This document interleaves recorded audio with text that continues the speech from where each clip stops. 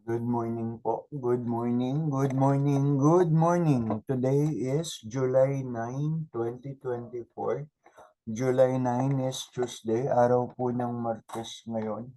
Tulad ng nasabi ko nung nakaraan, tuloy po tayo sa ating pag-aaral sa mga salita ng Diyos, lalo't higit, particularly sa gospel na gagamitin sa pagdiriwang ng misa kinabukasan. Ang araw po kasi sa umaga ko ay napaka-busy, kaya hindi natin magawa sa umaga. Okay, so darating again ang time na magiging busy lalo talaga ako sa school. Ang pasok ko po sa school ay 6 to 12. Kaya gagawin natin ang ating mga pag-aaral sa hapon o sa gabi para sa ebanghelyo ng kinabukasan. Ganda sana kung sa simula ng araw, sa umaga simula, yun ang ebanghelyo. Pero dahil gipit sa time, sa oras, yun ang komportable para sa akin gawin. So, again po, inaanyayahan ko ang lahat, anuman ang inyong relihiyon, sektang kinabibilangan sa pag-aaral ng salita ng Diyos. Hindi ko po sa inyo again tatanggalin ang karapatan mag-agree sa akin o hindi. So, again din, wala pong monetary considerations dito. Hindi ko po ito ginagawa para pagkakitaan. Ginagawa ko po ito para sa misyon. Ginagawa ko po ito para sa pag-ibig sa Diyos and in the name of service. Okay, ngayon, bago po tayo magsimula, siguro maganda magdasal na muna din tayo. In the name of the Father, the Son, the Holy Spirit. Amen. Come, Holy Spirit, fill the hearts of thy faithful, and enkindle in us the fires of thy love. Send forth thy Spirit, and they shall be created, and they shall renew the face of the earth. Glory be to the Father, and to the Son, and to the Holy Spirit, as it was a beginning, is now, never shall be, world without end. Amen. In the name of the Father, the Son, the Holy Spirit. Amen. Tuloy na po tayo sa ating pag-aaral ng Ebanghelyo para sa araw ng bukas.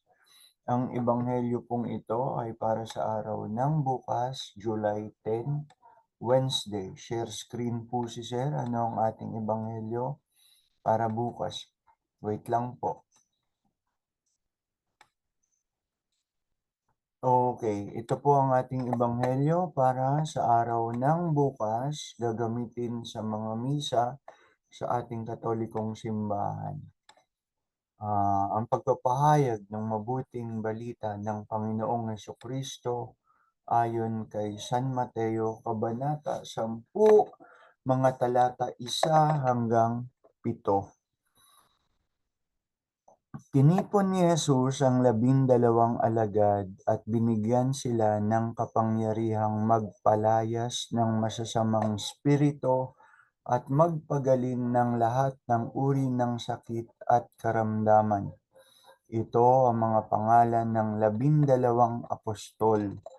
Una ay si Simon na tinatawag ding Pedro, at si Andres na kanyang kapatid, sina Santiago at Juan na mga anak ni Zebedeo, si Felipe, si Bartolome, si Tomas, si Mateo na maniningil ng buwis, si Santiago na anak ni Alfeo at si Tadeo, si Simon na Makabayan at si Judas Iscariote na nagkanulo kay Jesus. Ang 12 ito'y sinugo ni Jesus at kanyang pinagbilinan, "Huwag kayong pupunta sa lugar ng mga Hentil o sa alinmang bayan ng mga Samaritano. Sa halip, hanapin ninyo ang mga nawawalang tupa ng sambahayan ng Israel. Humayo kayo't ipangaral na malapit nang dumating ang kaharian ng langit." Ang mabuting balita ng ating kaligtasan. Pinupuri ka namin, Panginoong Hesukristo. Stop share na po si Sir. Okay, simula na po tayo. First question.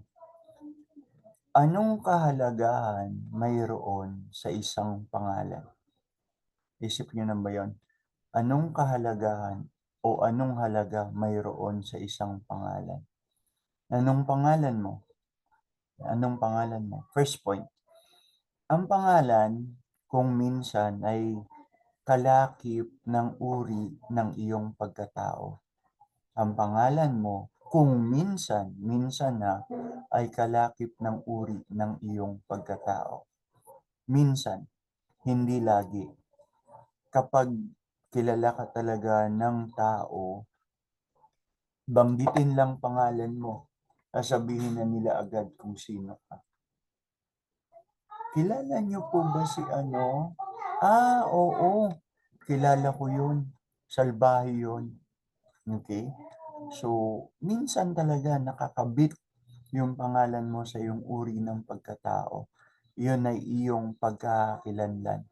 Kilala niyo po ba si ano? Kilala ko yun. Salbahe yun.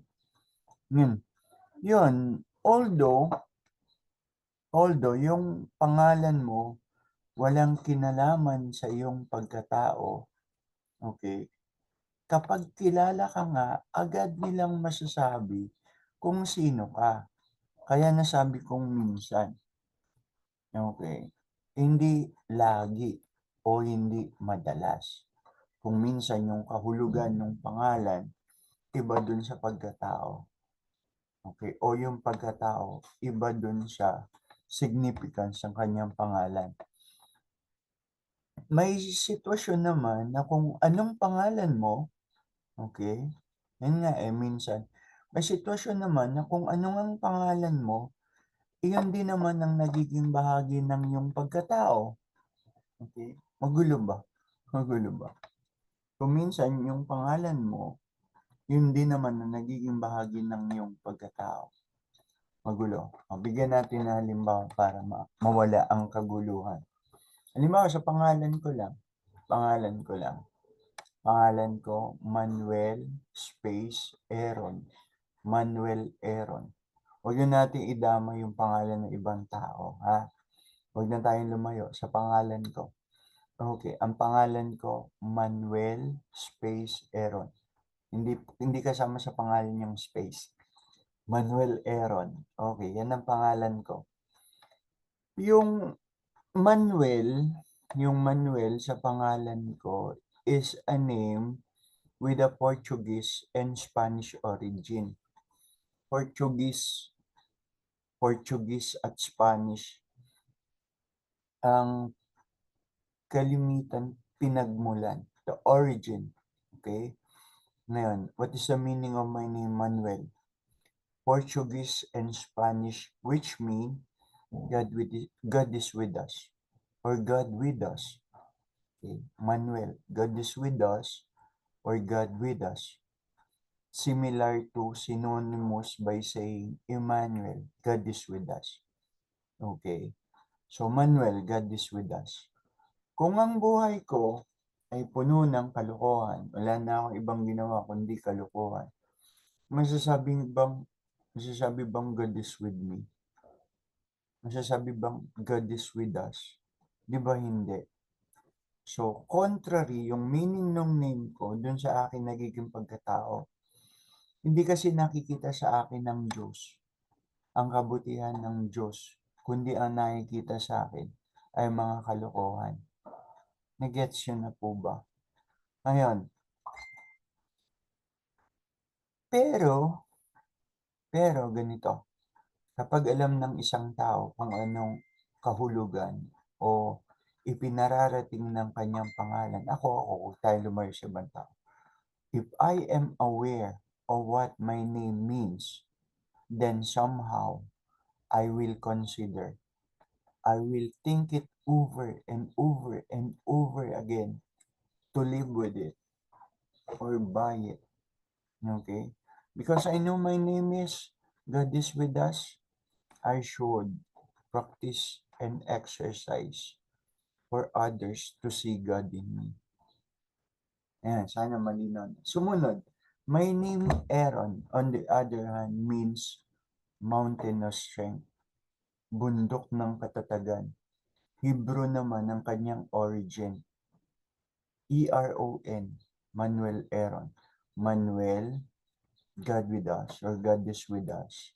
Aaron, mountain of strength. Ganda pala ng pangalan ko. Ngayon, ganda. Kung yung Aaron na pangalan ko, which means mountain of strength, kung ang isinasa buhay ko naman, pinapractice ko sa buhay ko, mga kahinaan, then my name would mean contrary to what it should be. Contrary to what it should be. Kung puro na lang ako reklamo, puro na lang ang hirap ng buhay, ang hirap ng buhay, ayoko na mabuhay, gusto ko nang bumitaw. Yung ganun ba? Tulad ng kanta. So, kung ang ipakikita ko ay mga kahinaan, then my name would mean contrary to what it should be according to the significance of my name, Aaron, mountain of strength. Manuel, Aaron. Manuel, God with us, or God is with us. Aaron, mountain of strength. Lesson. Huwag padalos-dalos sa pagbibigay ng pangalan. Dahil kung minsan uli, may epekto ang pangalan sa pagkatao ng binibigyan o nabigyan. Lalo na kapag yung tao naging aware sa kung anong ibig sabihin ng kanyang pangalan. Psychology calls it, we tend to become what we perceived as to be. Kung anong tingin mo sa sarili mo, most of the time, most likely, nagiging ikaw yun. Nagiging ikaw yun. We tend to become what we perceived as to be. Not really what perceived by others in us, but what we perceive for ourselves. Okay?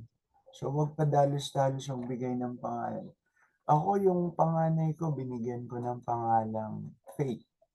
Yung Faith, di ko na elaborate. Alam natin mahalaga ang faith, lalo na sa kaligtasan ng tao. At ang kaligtasan ng tao, yan ang talagang napaka-importante talaga sa atin, sa buhay natin. Sa Ebanghelyo ngayon, ang mga apostoles o disipulo ay tinawag ng Diyos sa kanilang pangalan. Balikan natin share screen natin uli. Share screen natin uli. Okay, share screen po uli ako. Balikan natin yung mga pangalan. Okay.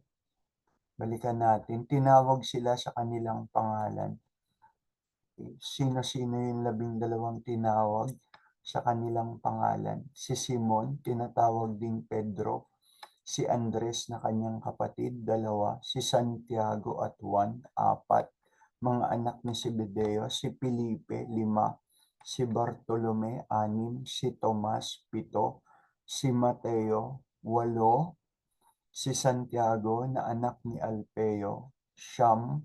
Si Tadeo, 10. Si Simon na Makabayan, 11. At si Judas Iscariote na nagkanulo kay Jesus, 12. Tinawag sila sa kanilang pangalan. Ngayon, anong ibig sabihin kapag tinawag ka sa iyong pangalan? Lalo na kung ang tumawag sa iyo ay Diyos. Anong ibig sabihin? Ibig sabihin nun, kilala ka talaga ng Diyos. Dahil ang Diyos, alam niya naman talaga ang lahat ng bagay.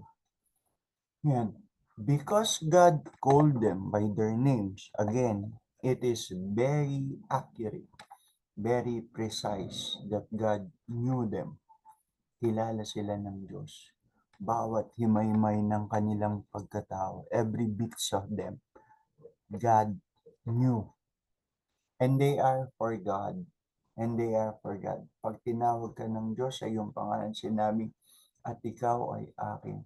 I called you by your name, and you are mine. Saan natin makikita yon? Makikita natin po yon sa aklat ni Propetang Isaiah, Kabanata 43, mga talata 1 hanggang 3. Ganito ang sinasabi doon. Israel, Israel, ito ang sinasabi ni Yahweh na lumikha sa iyo. Huwag kang matatakot sapagkat ililigtas kita. Tinawag kita sa iyong pangalan. Ikaw ay akin. Tinawag kita sa iyong pangalan, ikaw ay akin. Kapag dumaan ka sa malalim na tubig, sasamahan kita. Tumawid ka man sa mga ilog, hindi ka malulunod. Dumaan ka man sa apoy, hindi ka masusunog, hindi ka matutupok, sapagkat ako, si Yahweh na iyong Diyos, ang banal na Diyos ng Israel, na iyong tagapagligtas. So ang kaligtasan primarily nakalaan doon sa kanyang bayang pinili, sa Israel. Okay, ang kaligtasan primarily nakalaan sa Israel. But then, na-disappoint na si Jesus na yung kanyang sariling bayan, iniyakan niya nga ang Jerusalem, ang banal na lungsod, dahil di siya kinikilala. So, nagkaroon ng pag-iisip